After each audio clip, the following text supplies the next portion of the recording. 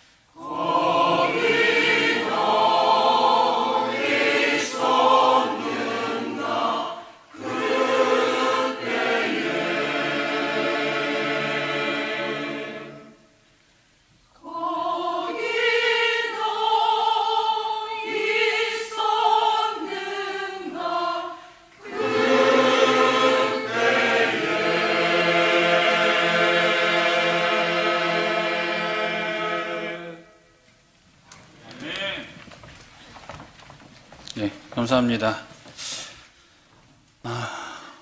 오늘 찬양 앞서 예배 전 찬양해 주셨던 이제 목사님도 이야기해 주셨고 또 기도해 주신 장로님도 이야기해 주셨듯이 오늘은 종려주일입니다.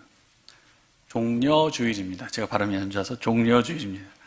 이 종려주일에는 예수님께서 예루살렘에 입성하셨습니다. 예수님께서 예루살렘에 입성하셨듯이 또 그러한 예수님을 환하게 반겼던 그 사람들처럼 여러분들의 삶에 예수님의 오심이 함께 하시기를 바라겠습니다. 예, 감사합니다. 이 종려주일은 부활주일 일주일 전입니다. 예수님께서 십자가에 달려 돌아가시기 5일 전에 예루살렘 성에 입성하셨을 때 이 사람들이 막 환영하고 반겼던 그런 모습을 기념하고 기억하고자 종려주일을 지키고 있습니다. 예수님께서 예루살렘 성에 입성하셨다는 것은 특별한 의미가 있습니다. 무엇이냐면 하나님의 백성들의 도성이라고 불릴 수 있는 예루살렘에 하나님의 아들이 입성하신 거기 때문입니다. 물론 그렇다고 예수님께서 처음 입성하신 거냐? 그렇지는 않은 걸로 보입니다. 요한복음에 보면 3차례 정도 예루살렘에 들어가신 걸로 기록되어 있습니다. 근데 어찌됐건 간에 이번에는 좀 약간 특이 달랐습니다. 무엇이 달랐느냐? 사람들이 막 환영하며 환호하고 반겼다는 것입니다. 그럼 왜 이 유대 사람들이 그전에는 안 그랬다가 왜 예수님을 이렇게 환호하고 반겼을까요? 왜 특별히? 그것은 자신들을 구원해 주실 분임을 알았기 때문인 겁니다. 구원해 주실 분인 것을 알았다는 거예요. 여러분들도 다 그렇게 믿고 계시죠? 죄송합니다. 안 믿으세요? 여러분들 예수님께서 이 땅에 오신 것은 여러분들을 구원하시기 위함이십니다. 예. 너무 이렇게 딱딱하실 필요 없어요. 제 설교 아시죠? 예, 부드럽게 그냥. 예, 바로 예수님께서 구원해 주실 것을 믿었기 때문입니다. 그럼 그 구원이 과연 무엇일까? 여러분들의 구원은 무엇입니까? 죄로부터의 구원이지요. 십자가를 통해서 예수님께서 십자가에 달려 돌아가심으로 말미암아 원수되고 하나님과 가까이 갈 수 없었던 이 비천한 존재를 하나님의 자녀 삼아 주셨다는 그 사건, 그 죄로부터의 구원하심을 우리는 그런 구원자 예수님을 믿습니다. 그런데 이때 당시에 이스라엘 백성들, 특별히 예루살렘에 있었던 이 백성들은 구원이긴 구원인데 좀 다른 구원을 바라고 있었지 않을까라고 생각이 됩니다. 그 이유인 즉슨 예루살렘의 입성에 대한 사복음서, 복음서 모두에 이제 예루살렘 입성이 기록되어 있습니다. 그 내용을 좀 보면 조금 우리가 알고 있는 내용과 조금 다르지 않나라는 생각이 좀 듭니다. 먼저 마태복음 21장에는 이렇게 되어 있습니다. 선지자의 말씀을 이루려 하심이다라는 내용으로 기록되어 있고, 그러면서 그 예수님의 예루살렘 입성에 대해서 뭐라고 사람들이 소리쳤느냐? 다윗의 자손이여, 주의 이름으로 오시는 이여, 가장 높은 곳에서 호산나, 갈릴리 나사렛에서 나온 선지자 예수, 이러면서 이제 환영을 했다는 겁니다. 그게 마태복음에 있는 말씀이고요. 마가복음에는 11장에 그 말씀이 기록되어 있습니다. 다윗의 나라여, 주의 이름으로 오시는 이여, 가장 높은 곳에서 호산나. 마가복음은 이렇게 딱 간결합니다. 이게 성경 말씀을 쭉 읽어보신 분들은 아시겠지만 이 마가복음은 간결합니다. 딱 이렇게만 기록되어 있습니다. 그럼 누가복음에 뭐라고 되어 있느냐? 주의 이름으로 오시는 왕이여, 하늘에는 평화, 가장 높은 곳에서는 영광. 이거 저희들 오늘 교동문으로 읽었던 내용입니다. 그러면서 한편에 사람들이 등장을 합니다. 누구냐면 바리새인들이 딱 등장을 해서 뭐라고 얘기하냐면 이 제자들을 책망하소서 그럽니다. 왜 책망하냐? 이 사람들이 너무 시끄럽게 하는 거예요. 그러니까 예수님께서 대답을 하시죠. 이들에게 잠잠하라고 하면 돌들이 소리칠 것이다 라고 이야기해 주시는 거예요. 그러니까 바리새인들은 뭔가 예수님의 오심을 조금 별로 이렇게 탐탁지 못하게 여겼던 것 같습니다. 근데 그리고 오늘 읽었던 요한복음에는 뭐라고 되어 있느냐? 호산나 찬송하리로다, 주의 이름으로 오시는 이 곧 이스라엘의 왕이여, 선지자의 말씀을 이루려 하십니다. 이렇게 기록하고 있습니다. 그러니까 우리가 알고 있던 순수하게 호산나, 주의 이름으로 오시는 이라는 것은 메시아를 뜻하는 관형어구 같은 겁니다. 그러니까 이 정도로 끝날 것 같은데 뒤에 뭔가 조사도 붙고 부사도 붙고 또 호칭도 조금 약간씩 다르고, 그리고 특별히 오늘 이 사복음서에 다 기록되어 있음에도 불구하고 요한복음을 선택한 이유는 무엇이냐면 선지자의 말씀을 이루려 하심이다라고 기록하면서 동시에 그 다음에 뭐라고 되냐면 처음에는 이들이 깨닫지 못했다라고 이야기합니다. 그러니까 이들이 호산나 이러면서 환영하며 반기는데 이것이 왜 그러는지 실제로 이 사람들이 잘 이해하지 못하면서 그러한 행동을 보였다는 것입니다. 그것이 그 백성들뿐만 아니라 제자들까지도 그렇게 예수님의 오심에 대해서 정확하게 기억하지 못합니다. 그러면서 그 뒤에는 뭐라고 되어 있냐면 예수님께서 영광을 얻으신 후에 깨달았다라고 기록하고 있습니다. 즉 예수님께서 예루살렘 성에 입성하셨을 때 사람들이 환호하고 반겼는데 그 반김이 조금 우리가 알고 있는 죄로부터의 구원이 아닌 뭔가 다른 목적이 조금 포함이 되어 있습니다. 그 내용은 여러분들 다 알고 계시죠? 왜 이 사람들이 호산나 더 그랬을까요? 그들이 갖고 있었던 특수성이 있었습니다. 그것은 무엇이냐? 우리가 일제강점기 시대에 있었던 것처럼 이들 또한 식민지 시대에 있었던 것입니다. 바로 로마로부터의 해방을 꿈꾸며 로마로부터 우리를 구원해 주실 그러한 정치적인 또는 국가적인 민족적인 메시아로 예수님을 환영했다는 것입니다. 그거 이 목사님 개인 의견 아니에요?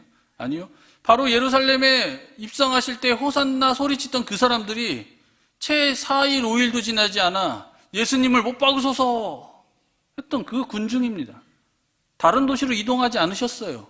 다른 나라 이방인의 족속으로 이동하신 거 아닙니다. 그 사람들이 그대로 6월절에 모여서 일주일 만에, 일주일도 안 되는 시간 만에 바뀌어서 메시아로 오신 호산나 왕이라고 불렀던 그 대상을 십자가에 못 박으라고 소리 지르고 있는 것입니다.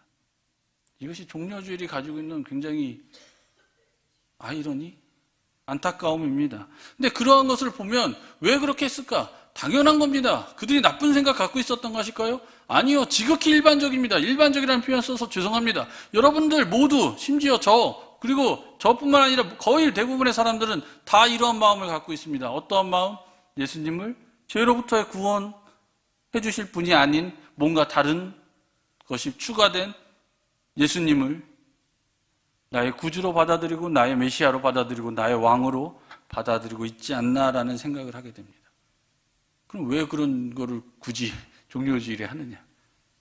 우리는 최소한 5일 후에 예수님을 못 박지 말아야 하기 때문입니다.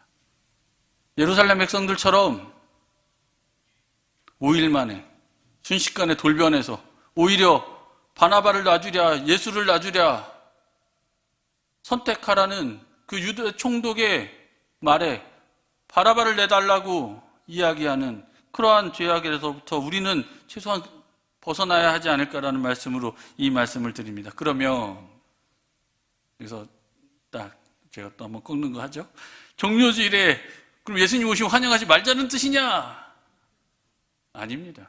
환영을 해야 되는데 그 참 의미를 되새겨 보자는 겁니다. 그래서 우리가 쫓고 있는 것이 무엇인지를 다시금 한번 되새겨 보자는 말씀을 드리고자 오늘 설교를 시작했습니다. 그래서 오늘 설교의 제목이 바로 무엇을 쫓고 계십니까? 있습니까? 라는 제목입니다.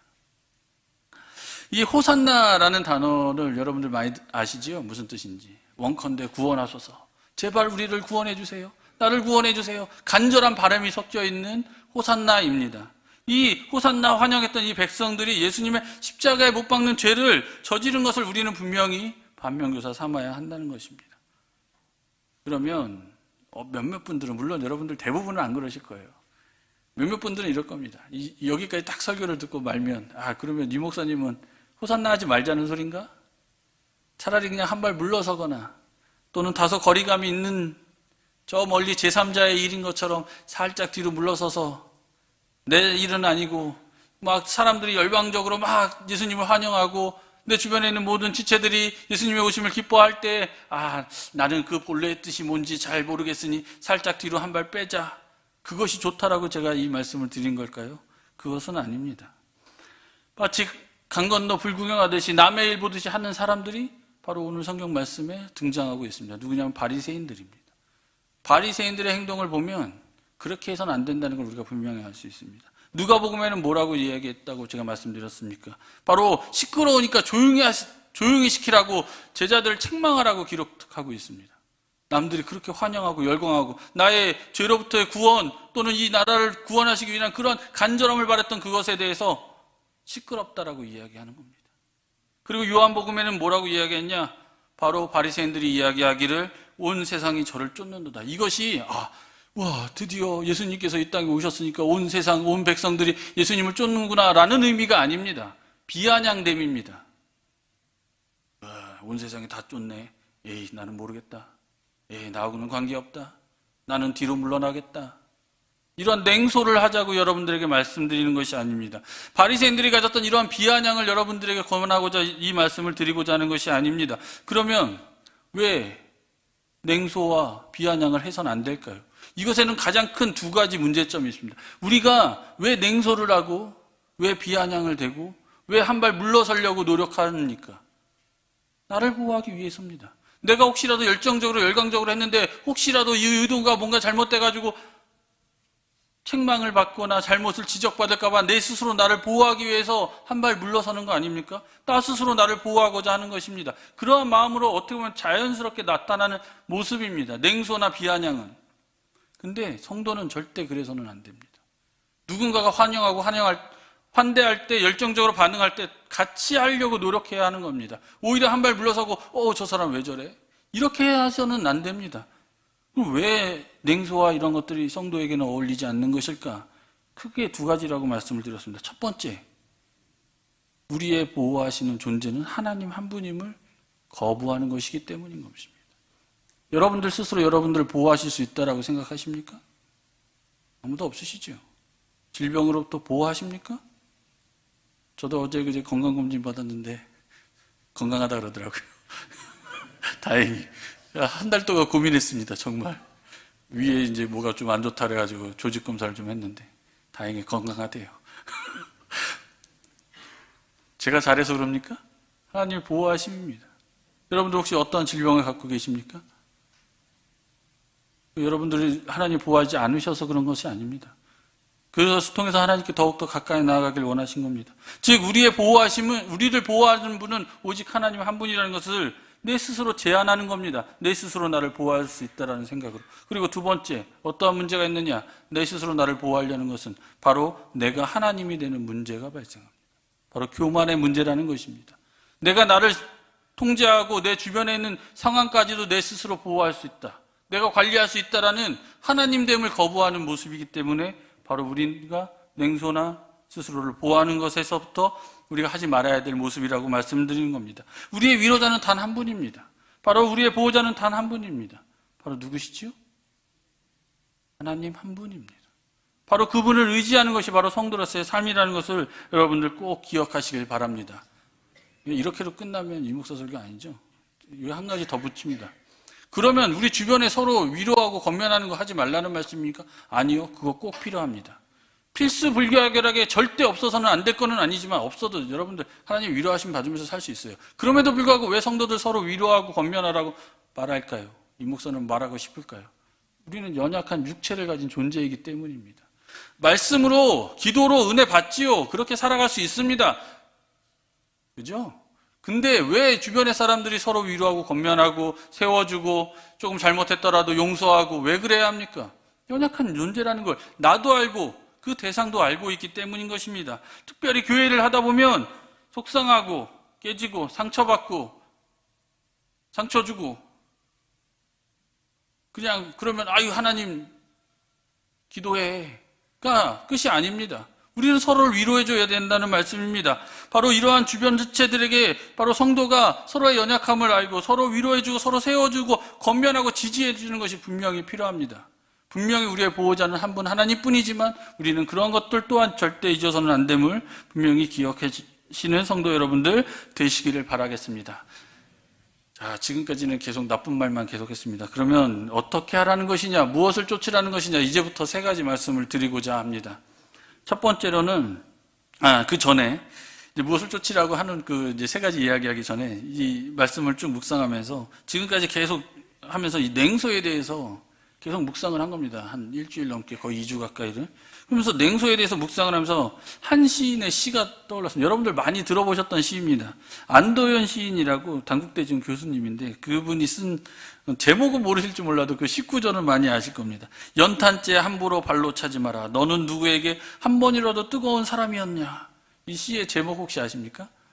너에게 묻는다입니다. 제가 이게 연탄인 줄 알았는데요. 너에게 묻는다라 그러더라고요. 너에게 묻겠는데 너 한 번이라도 뜨거운 적이 있었느냐라고 물어보는 겁니다. 그러면서 그에 또 다른 시가 하나 있습니다. 연탄 한 장이라는 시가 또 있습니다. 그 시의 내용은 이렇습니다. 온몸으로 사랑하고 나면 한 덩이 재로 쓸쓸하게 남는 게 두려워. 여태껏 나는 그 누구에게 연탄 한 장도 되지 못했네. 중약하고 눈 내려 세상이 미끄러운 이른 아침에 나 아닌 그 누가 마음을 놓고 걸어갈 그 길을 만들 줄도 몰랐네 나는. 우리 설교에 딱 끝맺음이 되는 것 같습니까? 지금까지 예언으로는 충분히 끝맺음이 되죠. 야, 이 목사도 그렇게 설교 끝낼 거라고 생각하지는 않으시죠? 분명 냉소에 대한 냉소적인 삶에 대해서는 어느 정도 대답이 되는 것 같습니다. 그리고 기독교적인 마인드도 약간 들어가 있는 것 같습니다. 무엇이냐? 자기 스스로를 다 태우고 부서뜨리기까지 헌신해서 서로를 세워. 그러면 그것이 종료주일의 끝일까요? 저는 그렇게 생각하지 않습니다. 그것이 시작이 되고 그것이 기본이 될 수는 있겠지만 우리는 그거보다 더 나은, 더 많은 의미를 종료주일에 찾고 그것을 묵상하고 살아감으로써 당시 예루살렘 백성들이 지었던 5일 만에 마음이 뒤바뀌어서 예수님의 십자가를 못 박았던 그러한 욕심꾸러기, 나만 알고 있던, 그리고 내가 일 아닌 것에 냉소적이었던 그러한 사람들의 모습에서 벗어날 수 있지 않을까라는 생각을 했습니다. 그러면 그 세 가지 이제부터 시작하도록 하겠습니다. 첫 번째, 바로 회개를 쫓는 종료주일의 성도가 되시기를 바라겠습니다. 제가 왜 첫 번째로 회개를 넣느냐? 회개가 중요하기 때문입니다.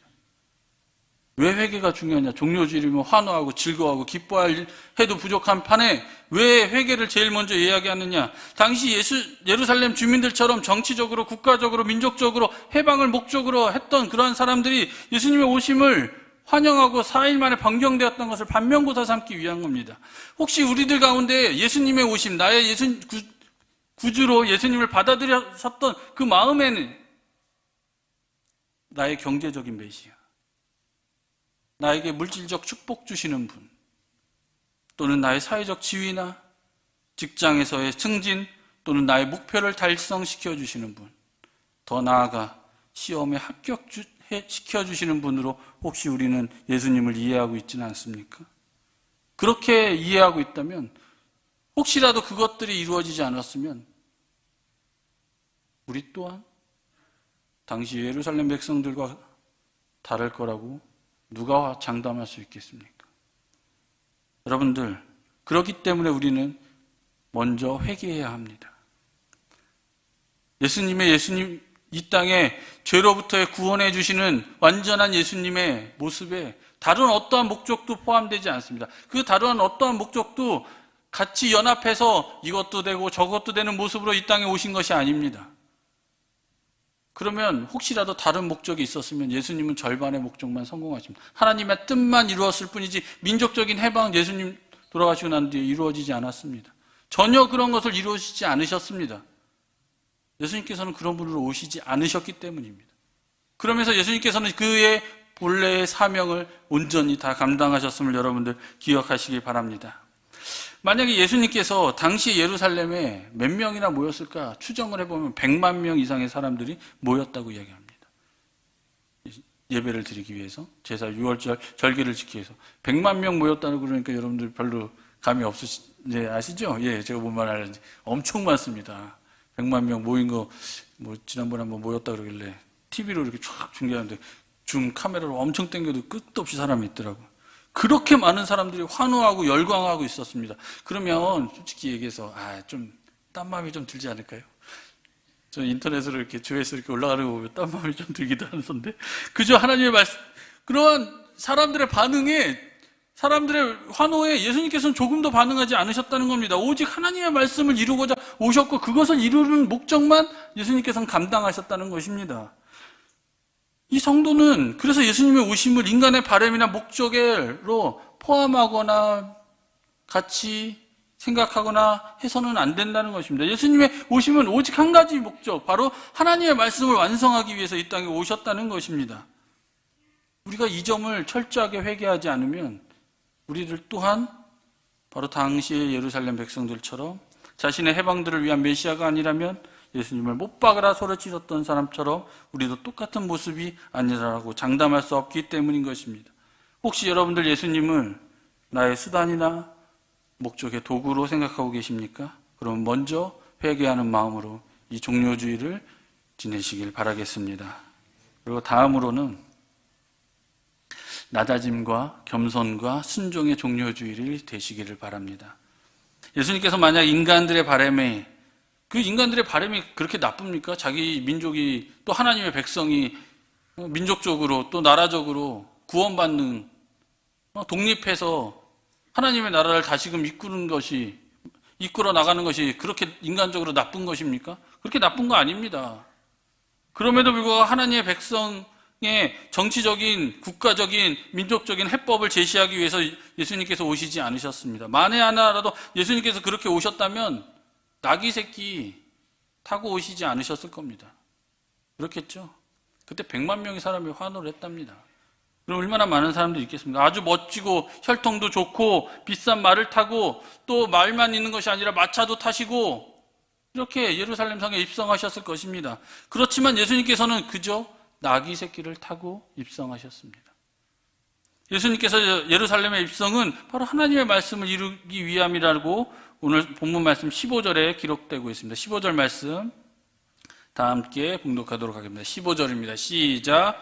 이는 기록된 바 시온 땅아 두려워 말라. 보라 너의 왕이 나귀 새끼를 타고 오신다 함과 같더라. 아멘. 이 말씀 스가랴 9장 9절에 있는 말씀을 인용한 것입니다. 스가랴 9장 9절 말씀 제가 봉독하도록 하겠습니다. 시온에 따라 크게 기뻐할지어다. 예루살렘에 따라 즐거이 부를지어다. 보라 내 왕이 내게 임하나니 그는 공의로우며 구원을 베풀며 겸손하여서 나귀를 타나니 나귀의 작은 것 곧 나귀 새끼니라. 요한복음에는 이 나귀를 탔다는 내용이 굉장히 우연한 일처럼 기록되어 있습니다. 하지만 누가복음과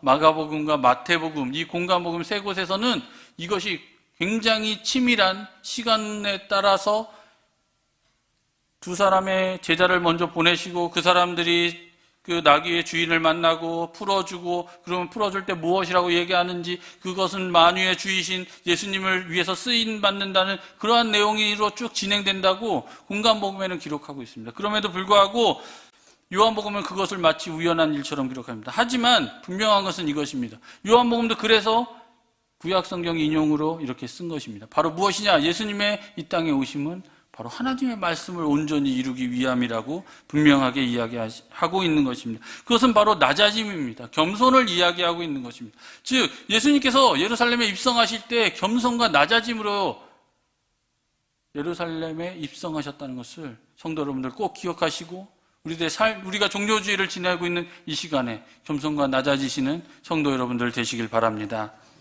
그러면서 한 가지 더 있습니다. 무엇이냐면 순종의 예수님을 닮아가시는 여러분들 되시길 바랍니다.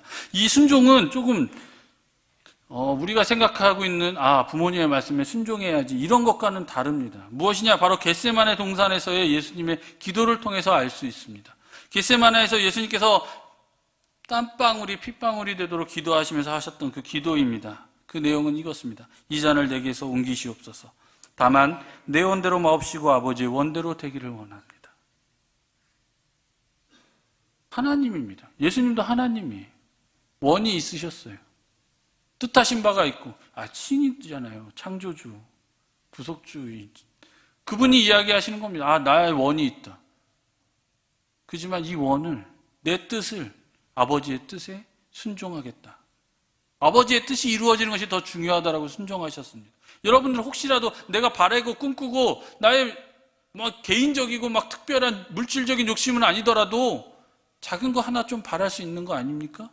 하지만 그것이 하나님의 뜻과 배치된다면 순종하시는 여러분들 되시길 바랍니다. 그것이 바로 예수님께서 이 땅에 종료주일로 오심을 기억하는 모습이라고 생각합니다. 그리고 마지막으로 부활의 주님을 맞이하시는 종료주일의 성도가 되시길 바랍니다. 예수님께서 이 땅에 오신 목적은 바로 십자가를 통해서 저와 여러분들 그리고 온 인류를 죄로부터 구원해 주시기 위해서 오셨고 그것을 믿듯이 나의 죄 때문에 예수님이 십자가 달려 돌아가심을 믿듯이 동일하게 그 예수님께서 부활하셨음을 믿는 것이 바로 성도가 해야 할 일입니다. 부활의 성도는 예수님께서 십자가에 달려 죽으심과 동시에 나의 욕심, 나의 바램, 육체적인 욕망들을 십자가에 못 박아 죽여버리고 바로 3일에 부활하셨던 예수님처럼 나 또한 그 새 생명 얻은 새 사명을 가진 자로서 살아가는 것이 바로 성도의 모습입니다. 이러한 성도들 되시기를 바라겠습니다. 이렇게 하고 끝내면 되겠는데 사실 잘 안 돼요. 이렇게 이야기하고 끝내면. 왜 잘 안 되느냐? 오늘 본문 말씀 16절 말씀 같이 읽도록 하겠습니다. 16절입니다. 시작. 제자들은 처음에 이 일을 깨닫지 못하였다가 예수께서 영광을 얻으신 후에야 이것이 예수께 대하여 기록된 것임과 사람들이 예수께 이같이 한 것인 줄을 생각났더라. 아멘. 제자들도 몰랐어요. 근데 금방 또 알았느냐? 금방도 몰랐습니다. 한참 걸렸어요. 근데 그 말씀에 대해서 그럼 이때가 과연 언제일까? 막 우리는 금방 알 수 있죠. 뭐 십자가 달려 돌아가셨을 때가, 부활하셨을 때가 막 열심히 찾고 헤매고 막 그랬습니다. 근데 그 정답이 생각보다 근처에 있습니다. 23절, 24절 제가 봉독합니다. 예수께서 대답하여 가라사대 인자의 영광을 얻을 때가 왔도다. 내가 진실로 진실로 너희에게 이르노니 한 알의 밀이 땅에 떨어져 죽지 아니하면 한 알 그대로 있고 죽으면 많은 열매를 맺느니라. 이것이 정답이지요. 안도현 시인의 연탄, 물론 그렇긴 하겠지만 맞는 것도 같지만 분명히 다릅니다. 무엇이냐? 완전히 죽어야 된다는 겁니다. 한 알의 미랄이 죽듯이. 한 알의 미랄이 죽는다는 것은 바로 한 알의 미랄이 그대로 있는다는 것은 냉소입니다. 나 스스로 나를 보호하고자 하는 거. 찌르거나 말거나 나는 튼튼한, 관계 안 하면 상처 안 받으니까 안 할래. 자기 욕심입니다. 그건 올바른 성도의 모습이 아닙니다. 예수님을 나의 욕심과 나의 바램으로 구세주로 메시아로 섬기는 것과 전혀 다르지 않습니다. 우리는 그래서는 안 됩니다. 그리고 하나님을 내 스스로 제한하는 것이 되고 나 스스로 하나님이 되고자 하는 것이 바로 하늘의 밀이 그대로 있는 것입니다. 하지만 분명히 예수님께서 이야기하셨습니다. 하나님, 그리고 우리가 깨달아야 할 때를 이야기하고 계십니다. 언제냐? 내가 죽을 때입니다. 예수님께서 죽으셔서 죽은 걸로 끝나면 안 되죠. 부활하신 겁니다. 많은 열매를 맺으셨습니다. 여러분들은 그 열매들입니다.